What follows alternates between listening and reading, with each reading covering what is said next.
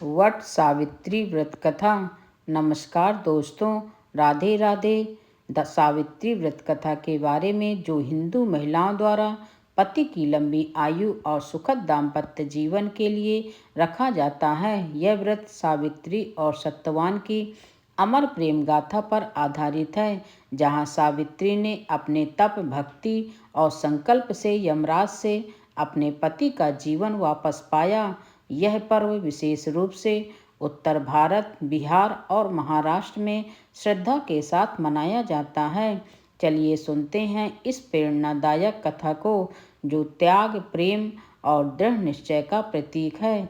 वट सावित्री व्रत ज्येष्ठ मास की कृष्ण पक्ष की अमावस्या को संपन्न किया जाता है। यह स्त्रियों का महत्वपूर्ण पर्व है। इस दिन सत्यवान, सावित्री तथा यमराज की पूजा की जाती है।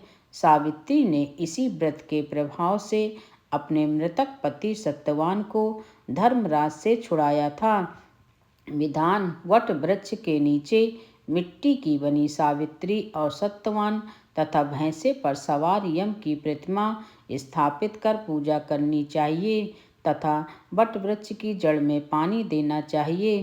पूजा के लिए जल, मौली, रोली, कच्चा सूत, भिगोया हुआ चना, फूल तथा धूप होनी चाहिए। जल से वटवृक्ष को सींचकर तने के चारों ओर कच्चा धागा लपेटकर 3 बार परिक्रमा करनी चाहिए। इसके पश्चात सत्यवान, सावित्री की कथा सुननी चाहिए। इसके पश्चात भीगे हुए चनों का बायना निकालकर उस पर यथाशक्ति रुपए रखकर अपनी सास को देना चाहिए तथा उनके चरण स्पर्श करने चाहिए। ऐसा करने से आशीर्वाद प्राप्त होता है। कथा: मध्य देश के राजा अश्वपति ने पत्नी सहित संतान के लिए सावित्री देवी का विधिपूर्वक व्रत तथा पूजन करके पुत्री होने का वर प्राप्त किया। सर्वगुण संपन्न देवी सावित्री ने पुत्री के रूप में अश्वपति के घर कन्या के रूप में जन्म लिया। कन्या के युवा होने पर अश्वपति ने अपने मंत्री के साथ सावित्री को अपना पति चुनने के लिए भेज दिया। सावित्री अपने मन के अनुकूल वर का चयन कर जब लौटी तो उसी दिन देवर्षि नारद उनके यहाँ पधारे। नारद जी के पूछने पर सावित्री ने कहा, महाराज, दुमतसेन के पुत्र सत्यवान की कीर्ति सुनकर उन्हें मैंने पति रूप में वरण कर लिया है। नारद जी ने सत्यवान तथा सावित्री के ग्रहों की गणना कर अश्वपति को बधाई दी तथा सत्यवान के गुणों की भूरी भूरी प्रशंसा की और बताया कि सावित्री के 12 वर्ष की आयु होने पर सत्यवान की मृत्यु हो जाएगी। नारद जी की बात सुनकर राजा अश्वपति का चेहरा मुरझा गया।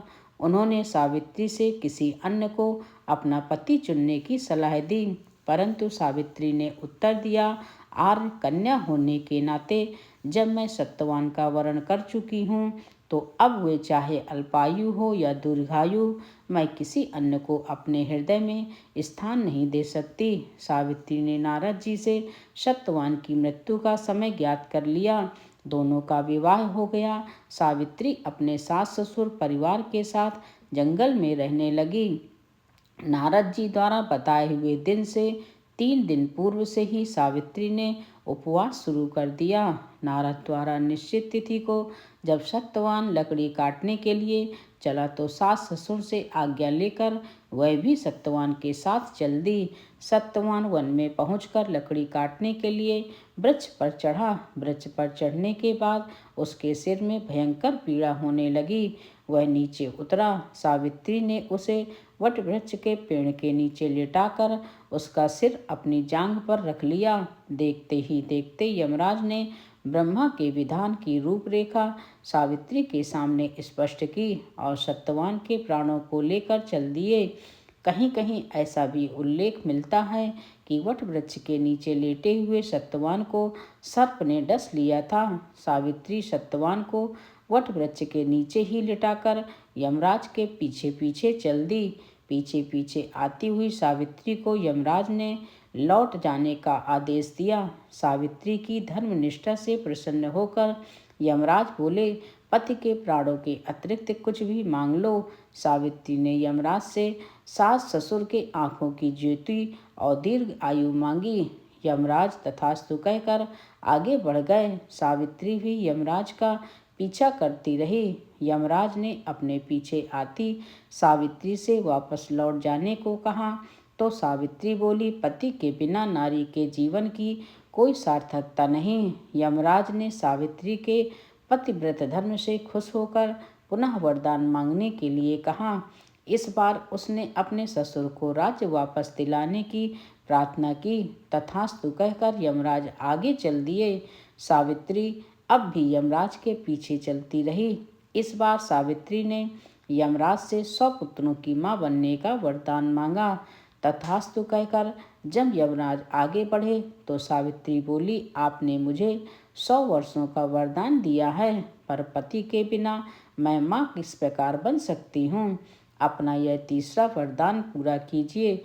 सावित्री की धर्मनिष्ठा, ज्ञान, विवेक तथा पतिव्रता धर्म की बात जानकर यमराज ने सत्यवान के प्राणों को अपने पास से स्वतंत्र कर दिया। सावित्री सत्यवान के प्राण को लेकर वट वृक्ष के नीचे पहुंची, जहां सत्यवान का मृत शरीर रखा था।